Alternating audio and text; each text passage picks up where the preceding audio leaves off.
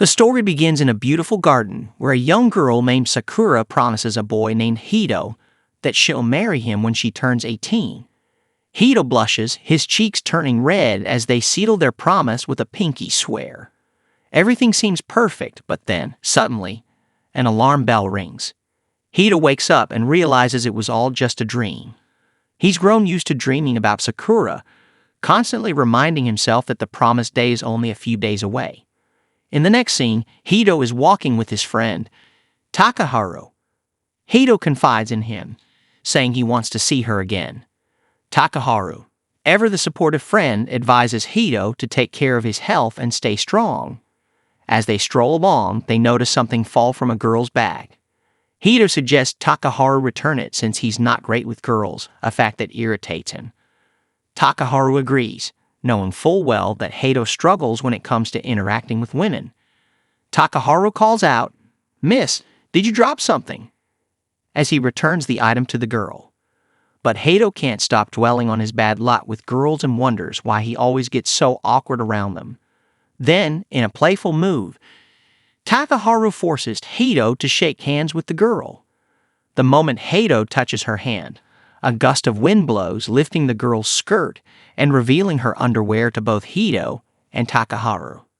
Mortified, Hito feels his frustrations rise again. The girl, embarrassed, quickly runs away.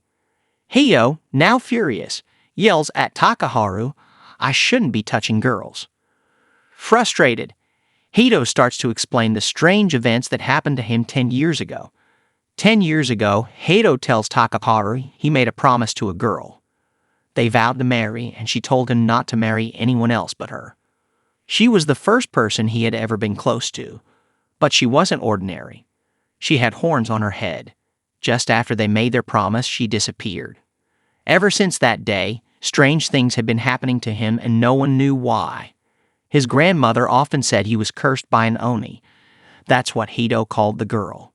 He didn't fully understand what it meant, but one thing was clear.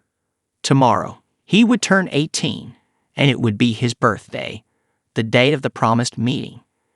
Hito and Takaharu discuss his upcoming birthday and how he would finally marry the girl. Later, when Hito gets home, he changes clothes and starts reading from his notebook.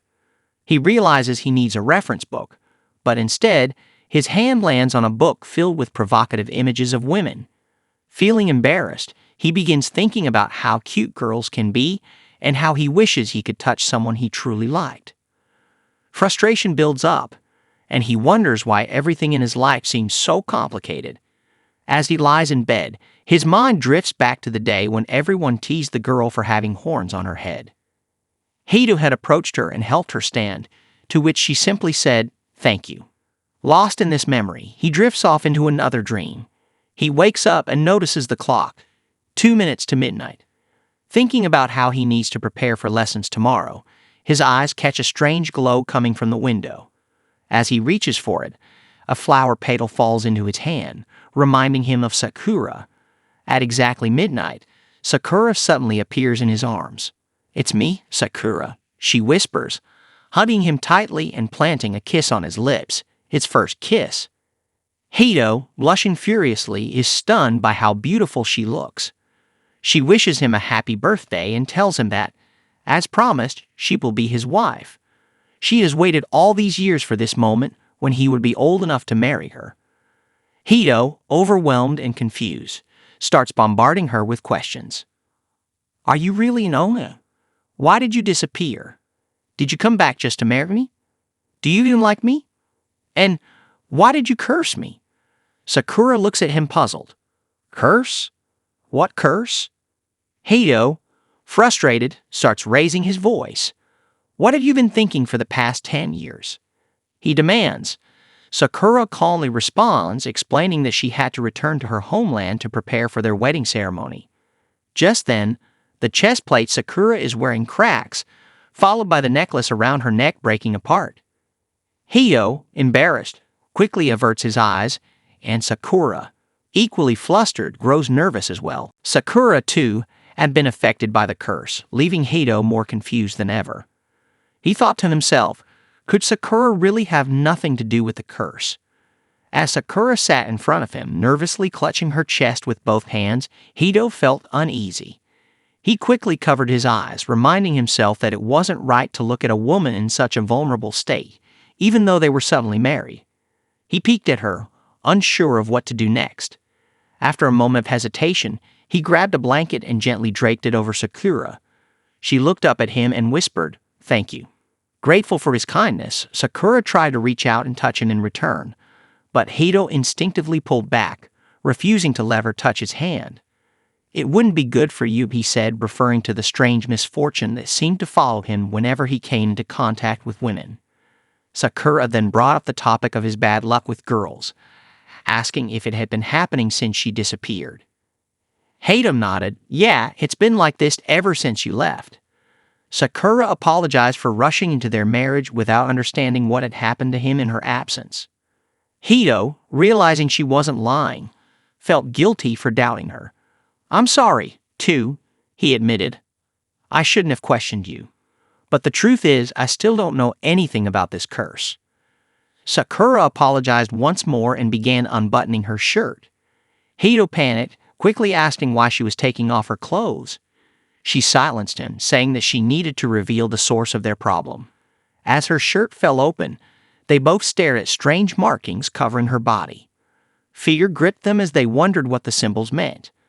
Sakura explained that a hidden spell had been placed on her long ago by someone with malicious intent. With her knowledge of spells, she was able to manifest the curse as visible patterns on her skin. She told Hito that she recognized the type of curse, having studied it before. The most unsettling part, however, was that whoever cast it had a deep attachment to her, and it felt as though the curse would never fade.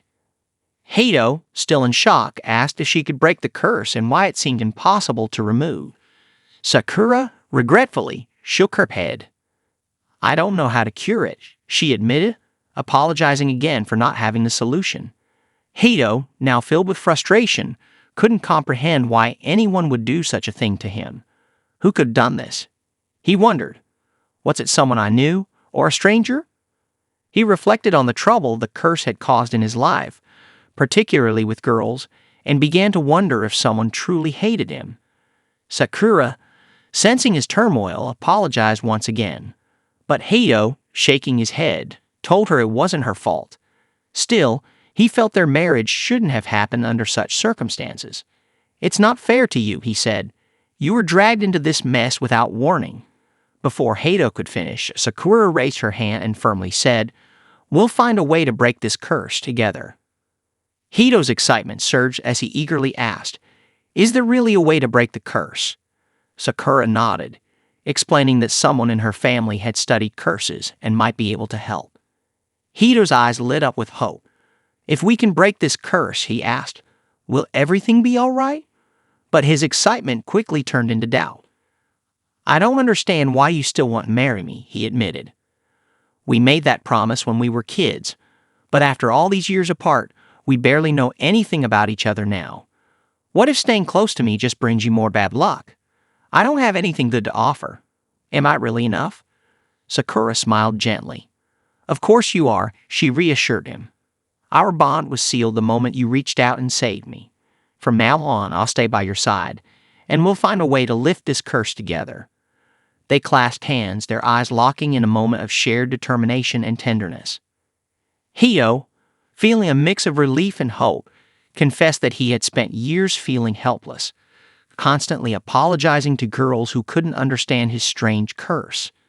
He didn't know why it had happened to him, but now, with Sakura's help, he felt ready to try and break it. "Will you lend me your strength?" he asked, his voice sincere. "With pleasure," Sakura replied warmly. Hito thanked her, and their fingers intertwined as they gazed into each other's eyes, the tension between them fading into a romantic connection. They embraced, and soon after, their lips met in a soft kiss, sealing their shared resolve. As they fell asleep together, the oni flowers bloomed outside, a mysterious voice echoing through the air. "What has blossomed before will be scattered by the wind. I won't allow it. I won't let anyone take you away from me." The curse spread through his body, and Hito suddenly jolted awake, realizing it was just a bizarre dream. He glanced over at his bed and saw Sakura lying next to him. "Good morning," Sakura greeted him casually. Annoyed, Hito asked, "Why are you sleeping in my bed?" Sakura replied, somewhat defensively, that it was an accident, but Hito wasn't convinced, insisting that she had deliberately moved to his room. Relieved that his parents weren't home to see this, Hito sighed and began putting on his clothes. As they talked, the doorbell rang. Curious, Hito wondered aloud who could be visiting so early. Sakura wanted to come along, but Hito quickly shut that idea down. "You're not coming with me looking like that," he said firmly. The doorbell rang again. Hito opened the door to find his friend, Takaharu, standing there grinning mischievously. Without warning, Takaharu threw a paper bomb at Hito, causing it to explode harmlessly with a loud pop. "Did I surprise you?" Takaharu laughed. "Yeah, you surprised me all right," Hito replied, half exasperated. "But seriously, no more of this first thing in the morning." Takaharu, unfazed, pulled out a neatly wrapped gift and handed it to Hito. "Here, this is for your birthday." Hito's mood brightened instantly. "You made this for me?" he asked, thrilled. Takaharu teased him for a moment, saying, "Yeah, I made it. Just kidding." They both laughed as Takaharu gestured to someone standing behind him. "All right, come on out." A beautiful girl named Aha stepped forward, accompanied by several guards. She smiled at Hito and wished him a happy birthday. Hito was taken aback by her presence and her warm smile. "Did you really make this for me?" he asked, eyeing the cake in her hands. Aha nodded, and Hito eagerly took the cake, expressing his gratitude. "This looks amazing. You're really good at this." As he thanked her, he noticed that Aha was standing a few meters away with her guards, keeping a cautious distance. Hito frowned slightly, realizing why. She, like Takaharu, knew about his curse. Despite knowing the risks, both Aha and Takaharu had stayed by his side, not letting the curse drive them away. Suddenly, Sakura appeared, commenting on how amazing the cake smelled and how she couldn't resist coming out. Hito immediately shouted at her, reminding her that he specifically told her not to leave the room. Sakura just smiled, explaining that she had covered herself with a blanket because her lower clothes were still visible, even after trying to hide. Furious, Hito snapped, "I can still see you." Takaharu, on the other hand, burst out laughing and scolded Hito. "You dog, how could you not tell me about this?" Hito, feeling the pressure, grew even more frustrated, unsure of how to explain the situation without making things worse. His mind raced, and in a desperate attempt to ease the tension, he introduced Sakura as a distant relative, staying with him due to family circumstances. He hoped this would keep things under wraps. Takaharu, still intrigued, complimented Sakura's beauty, asking where she was from and what her connection to Hito was. Just as Hito was about to reply, Aha interrupted, answering for him. "She's a relative." But Sakura had other ideas. She smiled at everyone and proudly declared, "Actually, I'm Hito's fiancée." The room fell into an awkward silence. Everyone was stunned. Hito's heart sank, all his efforts to keep Sakura's presence a secret now in vain. Aha, in shock from Sakura's revelation, fainted on the spot. Panicking, Hito and Takaharu rushed to her side, with Takaharu cradling her as she lost consciousness. Her bodyguards, clearly alarmed, didn't know what to do. When Aha finally came to, she and Takaharu quickly left, Takaharu muttering something about asking for details later. As they drove away, Hito and Sakura stood there, watching the car disappear down the street, both unsure of what chaos they had just unleashed. After returning home, Sakura asked Hito if Aha would be all right. Hito, still fuming, yelled at her, demanding why she came out when he specifically told her not to. Sakura quickly apologized, but with a gentle smile, she admitted she was just so excited to see him again. "I can't stay away from you, not even for a moment," she said softly. Hito, frustrated, snapped back, reminding her about the curse. "Why are you saying things like that? You know touching me brings nothing but bad luck." Sakura looked at him with calm resolve. Even if I can't touch you, I can't help wanting to be near you. In a sudden shift, Hato stepped closer to her, leaning in until she was pinned between his arms, her back against the wall. "And what if I stay like this?" he said, his voice low and teasing. For a moment, the tension hung thick in the air. Then, as if catching himself, Hato backed off and said he'd find her some clothes. "Thank you," Sakura replied with a soft smile, seemingly unaffected by the sudden intensity. As Hato walked away, frustration gnawed at him. His mind raced with thoughts on how to manage everything. Sakura, the curse, aha. He couldn't take much more of this. But before he could dwell on it further, a group of strange creatures appeared at the gate. They were imposing figures with 2 horns and weapons in hand. One of them, a woman with a cold stare, stepped forward and asked in a strange, harsh language, "Are you the man who has deceived our princess?" Fear gripped Hato. His mind reeled with confusion. Who were they? What princess were they talking about? The woman raised her weapon, pointing it directly at him. "You must die," she declared as she prepared to strike. Hato found himself thinking back to the first time he met Sakura. She had horns on her head, pointed ears, and a smile as radiant as a blooming flower. He had always known their time together would be short-lived, but that didn't make it any easier to accept. As the woman before him raised her weapon, poised to strike, Hato closed his eyes and whispered, "Goodbye, Sakura." The woman swung her sharp blade, but to everyone's shock, the blow did nothing to Hato.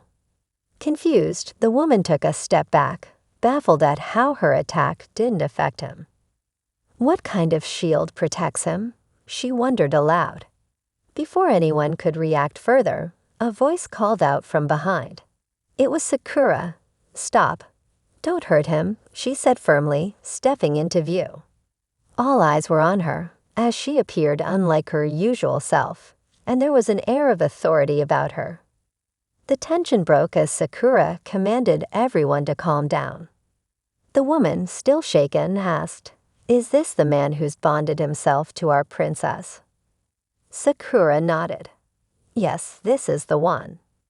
Immediately, the woman dropped to her knees in apology, introducing herself as Kanka, the chief caretaker of Princess Sakura.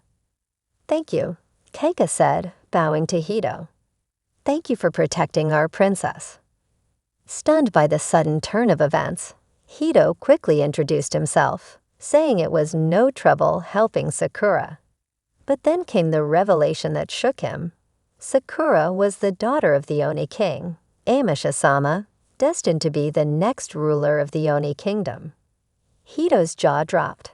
"You're really a princess?" he asked, still struggling to process the truth. Kanka and the others explained further. Sakura was raised near the edge of the forest, their duty being to prevent her from crossing into human lands. However, since childhood, she had always been drawn to the world beyond.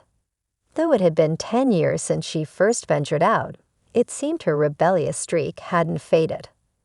Last night, she slipped away again, prompting her caretakers to track her down. Kanka turned to Sakura, her tone soft but urgent. "If your father finds out you've disappeared again, it won't end well. We must return immediately." Hearing this, Hito's heart sank. He had only just reunited with Sakura, and now she was being pulled away once more. Kanka explained to Hito that the Oni and humans had been at war for centuries, and leaving Sakura in the human world was not an option. But Hito wasn't ready to give her up.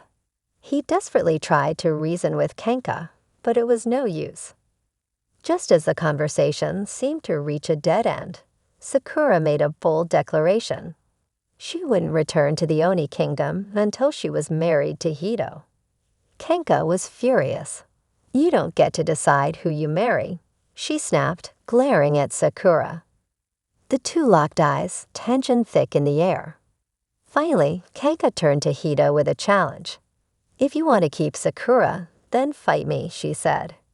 Hito's heart raced at the thought of battling Kanka. His mind flashing with images of a fight he felt he couldn't win. Kenka told him he could use any weapon he liked, and all he had to do was land a single hit on her. If he managed to strike her, Sakura could stay. If not, she'd return to the Oni kingdom.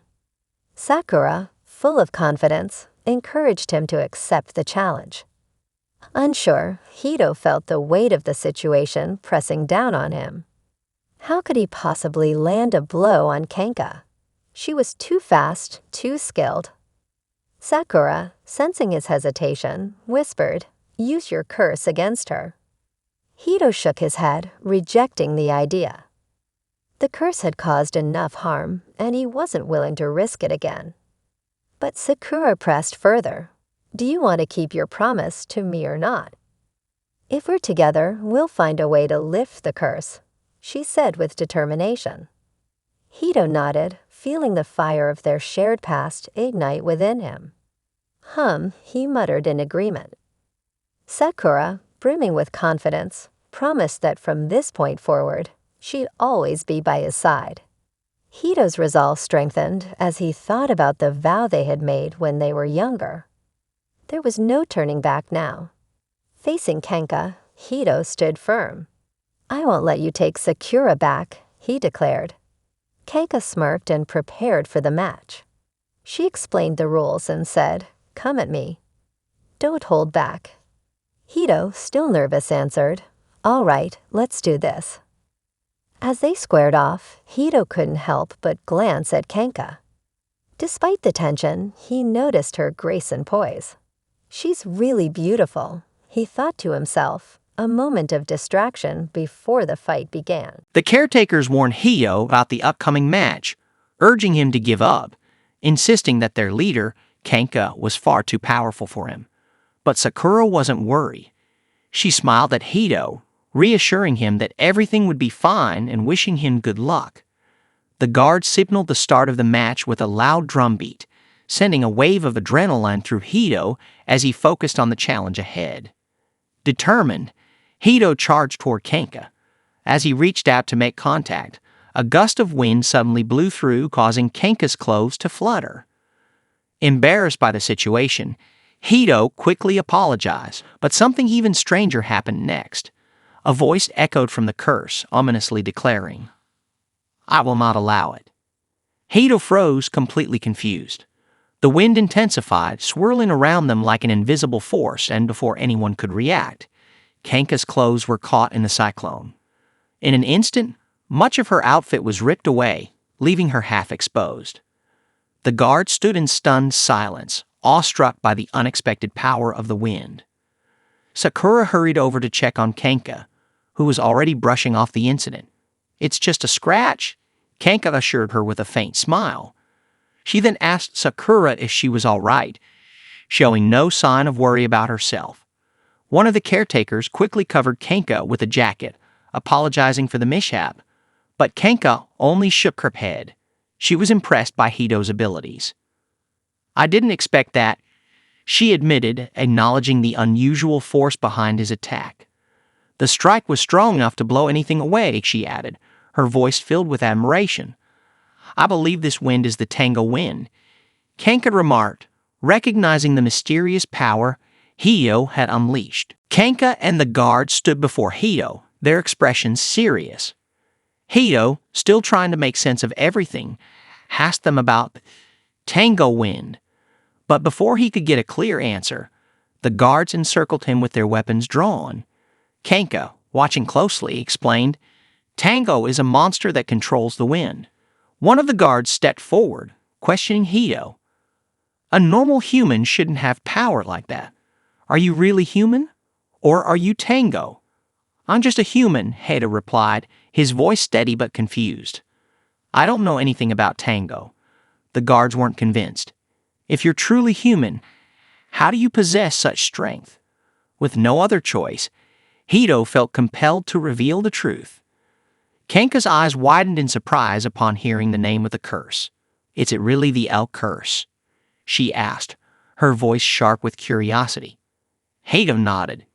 "Yes, that's the name my friend gave it." Kenka's expression shifted from surprise to anger. So, you knew about this curse all along, and yet you still kidnapped her. She snapped, her voice filled with frustration. Hito and Sakura immediately dropped to their knees, pleading with Kenka. Hito apologized for his actions while Sakura tried to explain. I'm the one who told him to follow this plan, Sakura admitted. We never meant to put anyone in danger. We only wanted to make you accept the situation, but something went wrong. Kenka, already furious with Sakura for sneaking away from home and lying, wasn't having any of it. I can't believe this nonsense, she said, her patience worn thin. Without warning, she summoned a crackling bolt of lightning. From that bolt, a young woman named Suran appeared. Suran looked around, slightly confused, before addressing Kenka. Why did you call for me so suddenly? I need your help with something urgent, Kenka replied, her tone firm. Suran and Sakura exchanged polite greetings. Suran then turned her attention to Hito, her eyes curious. Are we in human territory? Kenka nodded in confirmation. Yes, we are. Suran introduced herself with a calm smile. I'm Suran, a doctor and cultural researcher. It's a pleasure to meet you, Hito. Hito introduced himself in return, trying to keep up with the fast-moving situation. Sakura chimed in, reminding Hito, Suran is the person I recommended last night. She's knowledgeable about curses from other lands. Hito turned to Kenka, puzzled. Why did you summon Suran? Kenka crossed her arms, her decision final. My goal was to bring Sakura back home. Hito felt grateful to Kenka for showing humility and prioritizing curing his curse first. He expressed his appreciation and thanks. Kenka, with a stern look, replied, I'll deal with the princess later. Right now, we need to focus on healing your curse. Suran, standing nearby, asked, Shall we begin right away? She moved closer to Hito, reaching out her hand to touch him. Hito quickly stopped her, remembering what happens when he touches any woman. Suran, unfazed, said, I need to perform an osculation. Touching you is necessary. Don't worry, it'll be fine. Besides, I'm not exactly what you think. Not everyone who looks sweet is a woman. Hito, a bit confused, asked, Is that true? Are you sure it's okay? Suran started her examination, unbuttoning his shirt and placing a hand over his chest, feeling his racing heartbeat. Relax, she reassured him. You're too tense. This is just a medical procedure. Still, Hito felt uncomfortable and told her, Please, don't rely too much on me. Suran chuckled. I'm only doing this for medical purposes. Then she said something unexpected. I need your saliva. Saliva? Hito asked, bewildered. Suran explained that she needed it for mixing with special chemicals to check his condition and observe any reactions. She added, I'll need to take it directly from your mouth. Sakura jumped in to explain. Suran has ingested medicines from all over the world for years.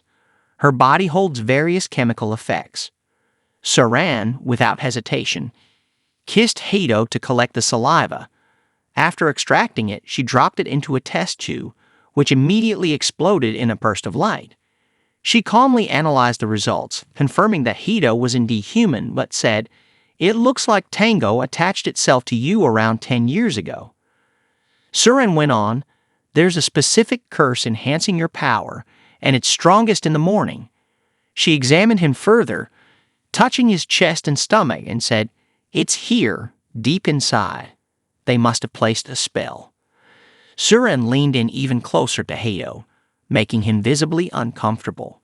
She traced her hands along his body, pinpointing the curse's location. Seeing this, Sakura quickly stepped in. That's enough, Suran. Whether it's medical or not, you're way too close. Her voice was firm with jealousy. Hito, embarrassed, said, This really isn't the time or place for things like that. Sakura didn't stop. Once this curse is broken, I'll be the one who gets to touch him, she declared, staking her claim. The guards nearby called out to Sakura, warning Hito, If anything happens to the princess, it won't end well for you. Suddenly, a crow circled overhead, cawing loudly, Don't touch him. Don't touch him. Its piercing voice echoed in the air, adding to the tension of the moment. In their classroom on campus, Hayato and Takaharu were deep in discussion. Takaharu was explaining a lesson to Hayato, who had missed class the previous day. Hayato, smirking, teased, "You should just quit school since you're such a saint." Takaharu shot back, "You missed class and now you're asking for pelt. So maybe ease up on the teasing." Heido, who had been quietly listening, chimed in, "Thanks, Takaharu.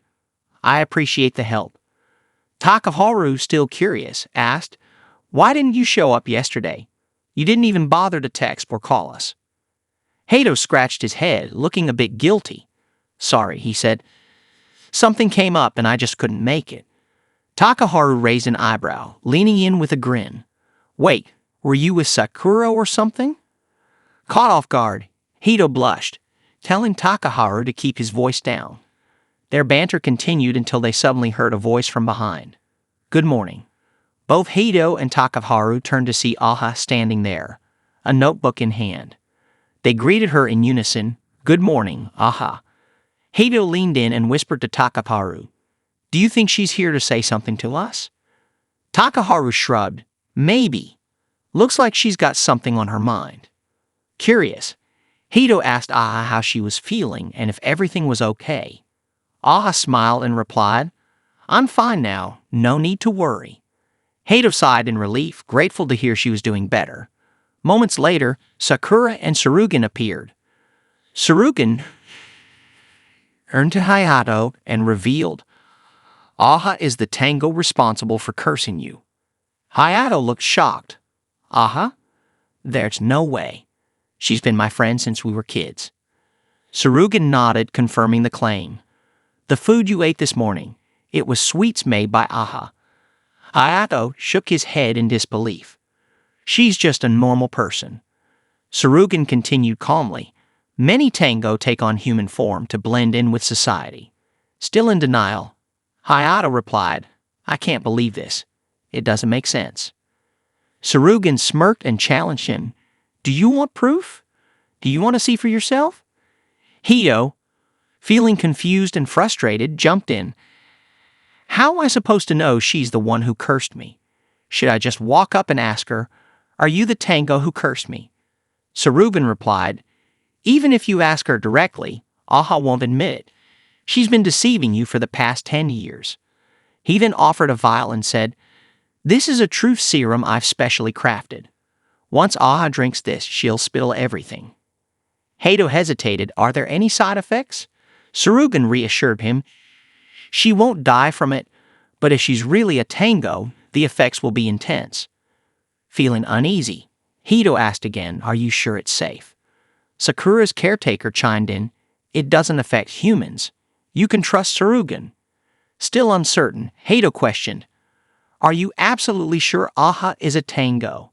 Tsurugen challenged him, "Don't you want to break the curse?" Though Heido didn't want to believe it, doubt crept in. He wanted to prove Aha was human, innocent of any wrongdoing. "I'll give her the truth serum," Heido finally decided. Later, as Heido, Takaharu, and Aha walked through the school hallway, Takaharu casually asked, "Lunch?" Heido nodded, sure, but then suddenly stopped in his tracks. "Wait!" As they headed for lunch, Heido couldn't stop thinking about how to get Aha to drink the serum. Suddenly, an announcement came over the school's PA system. "Takaharu Hoshino, third-year student from Class A. Please report to the guidance office immediately." Takaharu looked confused. "Is this announcement really for me?" Heido smirked. "Isn't this just a setup from Sakura and Tsurugen? They're probably trying to help me test Aha by separating you from us." It worked. Takaharu was pulled away. Heido teased, "Maybe you're in trouble for flirting with too many girls." Takaharu waved goodbye, and Heido replied, "We'll be in the courtyard." As they made their way outside, two girls passed by. One whispered, "Isn't that the cursed guy? And he's with a girl?" The other added, "I wonder if she's safe around him." Heido felt awkward and quickly apologized, but Aha just brushed it off. "Don't worry about it." They continued outside and sat on a bench to eat lunch. While they were eating, they talked about Aha's impressive cooking skills. Seizing the moment, Heido offered her the serum, thanking her for the sweets she made the previous day. Aha took the bottle and smiled. Thanks. As Aha held the bottle, Hito found himself lost in thought. With Takaharu always around, he realized how little he actually knew about Aha. She was always there, but he never really saw her until now. Just as she unscrewed the bottle and was about to take a sip, Hito suddenly swatted it out of her hand. He couldn't go through with it. He didn't want her to drink it, so he threw it away. Hito quickly apologized and offered a handkerchief to help clean Aha's face. He wanted to explain why he had acted so suddenly, but hesitated for a moment before saying, "I need to ask you something strange." Aha smiled softly and replied, "You're a kind person," then reached out to touch his hand. But Hito quickly pulled his hand away, warning, "You can't touch me like that." He had expected something to happen when Aha touched him, but nothing did. Aha looked at him and said, "I've seen how kind you are to everyone, and honestly, it hurts me." Suddenly, a strong wind blew through the courtyard. Out of nowhere, Sakura and Tsurugen appeared. Sakura called out to Hito, telling him he needed to pray that nothing bad would happen. Tsurugen, visibly frustrated, asked Hito why he hadn't let Aha drink the truth serum. Before Hito could respond, Aha's form began to change. She transformed into a creature with the body and wings of a human. Both Hito and Sakura were stunned by what they saw. Aha turned to Hito and said, "I'm the one who gave you the charm of protection." Hito, overwhelmed and confused, responded, "I thought you were my close friend. How could you do this to me?" Aha, disheartened by his reaction, looked at him with sadness in her eyes and said, "You don't understand. I've always been the one protecting you." Hito, Aha, Sakura, Serain, and Kinsuke stood together in the courtyard when Aha suddenly turned to Hito and revealed, "I've been protecting you all this time." Hito, taken aback, asked, "How have you been protecting me? I don't understand what you mean." Aha took a deep breath and confessed, "I like you, Hito." Her words sent a shockwave through the group. Everyone was caught off guard. She continued, explaining her side of the story. "There was a time when I had no friends, but you, Hito, were different from everyone else. You were special to me. I believed I was the girl closest to you." Aha then shot a bitter glance at Sakura and added, "That was true until she showed up." Aha's voice became more emotional as she continued, "Hito, you were kind to everyone, no matter who they were, even if they were Ome. But because of that kindness, I had to make sure no one misunderstood your intentions. That's why I placed the charm of protection on you, a charm that actually cursed any girl who got too close. It's been 10 years, and no one has come near you because of it. This whole time I've been protecting you in my own way, and I did it for you." Hito looked at her, his expression conflicted. "I appreciate that you have feelings for me," he began, "but I can't forgive you for hurting others, especially the girls, just to protect me." Hito begged Aha to lift the curse, but Aha snapped back at him, "Don't you like it this way?" Her voice carried a mix of bitterness and possession. Desperation filled Hito as he hoped Aha would heal him, but her possessive nature turned his plea into a tense confrontation. Suddenly, a group of attendants appeared, grabbing hold of Aha. One of them asked, "Should we take her to our king?" "Don't use force here." Hito shouted, "This is a school. If anything happens, people will gather quickly." Kenka, one of the attendants, reassured him, "There's no need to worry. I've already stationed guards around the place." As Aha tried to break free, the attendants held her tightly. Seeing Aha struggle, one guard commented, "She's a high-level tango." Kenka nodded in agreement. "She'll be a perfect offering to our king, and she'll play a key role in the upcoming war against the tango." Kenka then turned to Hito and calmly added, "You don't need to worry about the curse. Once we persuade her, she'll reveal the spell." "No!" Hito shouted, his voice trembling. "Don't torture Aha." Sakura stepped forward, standing beside Hito, and demanded, "Let her go." Kenka glanced at Sakura and coldly replied, "Please stay out of this." Aha's emotions surged as she saw Sakura stepping in to save her. Sakura approached her, speaking softly but firmly. I want to talk to you, Aha. I think we can work through all of this. She was trying to ease the tension, hoping to resolve the chaos surrounding them. Sakura explained, I know you caught us all off guard, but I understand why you have such deep feelings for Hito. Extending her hand for a handshake, Sakura tried to show she meant no harm. But before their hands could meet, a strange gas started seeping from Aha's chest. It spread quickly, a poisonous mist filling the air. Sakura, alarmed, shouted to Hito, Don't breathe it in. It's toxic. Everyone started coughing, their lungs burning as the poison took hold. Hito collapsed, paralyzed, unable to move as he lost consciousness. Sakura's concern deepened, panic rising as Hito lay unconscious at her feet. Aha, her expression cold, turned to her and declared, No other girl is allowed to touch Hito but me. And with that, she unfurled her wings and flew away. Sakura screamed in frustration, but it was too late. Hito was motionless on the ground, completely unresponsive. Tsurugi, too, struggled to regain control of his body, but the poison kept him pinned, helpless. The wind began to pick up, carrying with it an eerie stillness, and just then, Takaharu arrived on the scene. Everyone stared in shock as Takaharu appeared. He immediately asked, Are you all okay? Kenka, not trusting him, narrowed his eyes and demanded, Are you with that Tango girl? Takaharu, unfazed, nodded. Yes, I am. You're right. I was with her. Kenka, growing tense, drew his weapon, ready to strike. But Takaharu quickly raised his hand, adding, I'm with her, but I'm not your enemy. Kenka paused, surprised, and asked, What do you mean? With calm confidence, Takaharu replied, I can help you. I have a proposal you won't want to ignore. How about we work together? They were all still on the school campus when Sakura, confused by Takaharu's offer, asked, Who are you really? In response, Takaharu's appearance shifted dramatically, his head now adorned with a tilted mask and black wings unfurling behind him. He introduced himself, I am Takaharu Hoshino, a close aide to Akaha Haju, the princess of the Tango clan.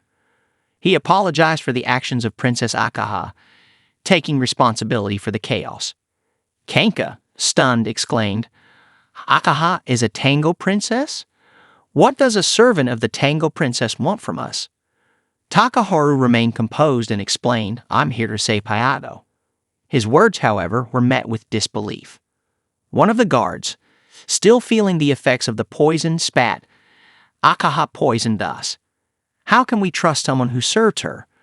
Takaharu calmly replied, Words won't convince you, but I can prove myself through action.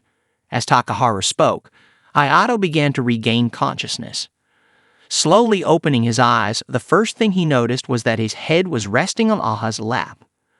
Disoriented, his hand brushed against her thigh. Realizing where he was, he immediately jumped up in alarm. With confusion in his voice, Hayato blurted out, Where am I? What is this place? Akaha responded, This is my room. Hito was shocked. It looks like a castle, he said, still trying to process his surroundings. He quickly asked, Where's Sakura and the others? Akaha calmly replied, I've left them behind. Panic filled Hito's voice as he asked, Are they okay? But Akaha just shrugged. I don't know. In a desperate attempt to leave, Hito rushed to the door, only to find it locked. He rattled the handle but couldn't budge it. Akaha held the key. Frustration and fear settled in as Hito wondered if this was all a lingering effect of the black mist. Akaha explained, The black mist was a powerful sleeping agent I used. The effects vary from person to person. They should be able to move by now. She reassured him, It wasn't poison. Oni can take care of themselves. Relieved but still uneasy, Hito thanked her, his mind racing with worry. Akaha offered him some herbal tea, but Hito, still on edge, eyed it suspiciously. Is there anything in it? He asked, hesitant after the whole black mist ordeal. Annoyed, Akaha snapped. I didn't put anything in it. They both sat down on the sofa, the tension between them palpable. Breaking the silence, Akaha said, No one is worthy of you. I can't stand the thought of someone else taking you from me. Hito tried to reason with her. You're not alone. You have your family and a beautiful home. Akaha's expression didn't change. That doesn't matter to me. Hito then remembered Takaharu and asked, Don't you have Takaharu? Akaha explained that Takaharu wasn't close to her in that way. He was simply doing his job. Curious, Hito asked, What job? What kind of work does he do? She replied that Takaharu was her assistant, someone who had been around since childhood. Hito was taken aback, struggling to believe all of this. He then asked, Is he human? Akaha revealed that Takaharu was actually a Tengu who had transformed into a human. Hito found it difficult to wrap his head around this. He muttered, Takaharu knew about the curse and just made fun of me. Akaha nodded, yes. He knew from the start, but he chose to stay silent and never said anything. Frustrated, Hito shook his head, unwilling to accept it. I can't believe this, he kept repeating, conflicted. Akaha, looking directly at him, then made an unsettling offer. I'll lift the curse, but only if you become mine and stay with me forever. No one else. Fear gripped Hito as her words sank in. Akaha gently cradled him and laid him down on the bed, reminiscing, This reminds me of when we used to take afternoon naps together. She drifted off to sleep beside him, but Hito remained wide awake, his mind racing. The thought of staying with her forever terrified him. As the effects of the drug began to wear off, Hito sought his chance to escape. He quietly looked for the key, which hung on a pendant around Akaha's neck, resting against her chest. Hesitant, Hito didn't want to touch her inappropriately, but he had no other choice. Carefully, he reached for the key. Just as his fingers neared it, a masked man appeared from behind and stopped him, saying coldly, Touching that is forbidden. Hito was startled, fear gripping him as he turned to apologize. But the masked man swiftly covered his mouth and whispered, Be quiet. Hito froze, but then something clicked, the scent on the man's hand. It was familiar. Takaharu? He asked, his voice shaky. Is this really you? Why are you doing this? Takaharu, still keeping his voice low, replied, I'll explain everything later, but for now you need to trust me. We have to get you out of here. He handed Hito a mask and some clothes. Put these on. We need to make sure Akaha doesn't find you. Hito looked confused but didn't have time to argue. As he changed, Takaharu continued, You must leave this place. Escape to a land far beyond Akaha's reach. His voice was urgent. Head to the kingdom of the Ona. It's the only place where her power can't follow you. Without a second thought, Hito nodded, knowing he had no other choice. Takaharu told Hito that he would take him to the land of the Oni, but to get there, they'd need the help of Sakura and the others. Hito, still unsure, asked, What happens to the curse once I get to the Ona land? Takaharu paused, then explained, The curse can't be removed, but we can weaken it. The key is to distance you from Akaha. Right now, she's still figuring out the full extent of her powers. If you manage to escape her influence, the curse won't hold as much power over you. He added, Akaha will chase you wherever you go, but the Oni and the Tangis have a strained history. She won't be able to just walk into the Ona land without resistance. Hito absorbed the information as Takaharu continued explaining the layout of the castle and how he could escape. There are many people here, Takaharu warned. You must avoid anyone who looks suspicious or they'll report you to Akaha. Despite the urgency, Hito couldn't help but question Takaharu's motives. If he's a Tengu and works under Akaha, why would he be helping me? Hito wondered, conflicted. And if they've acted like friends this whole time, why betray her now? The questions lingered in his mind. But for now, escaping was the only priority. As they made their way through the castle halls, they encountered several servants. Takaharu greeted them warmly, introducing Hito as Tita, someone new who would be helping him. The servant smiled and said, "Helping our princess is important. Please assist Takaharu in any way you can." They added that Takaharu was very kind and approachable, so Hito shouldn't hesitate to ask him anything. After bidding farewell to the servants, they continued on their way. As they walked, Hito finally spoke up. "I have a lot of questions. I know you have your own situation going on, but I just don't understand everything." Takaharu smiled, looking ahead. "You're a good person, Hito. It's clear you can't deceive others. You're straightforward." Hito shook his head and responded, "You should be careful too. Don't go around messing with girls." With a slight chuckle, Takaharu said, "That's funny. Sakura told me the same thing once." This caught Hito off guard. "Wait, Sakura said that to you?" Takaharu nodded, a playful glint in his eyes. "Before I came here, I tried to charm her a bit."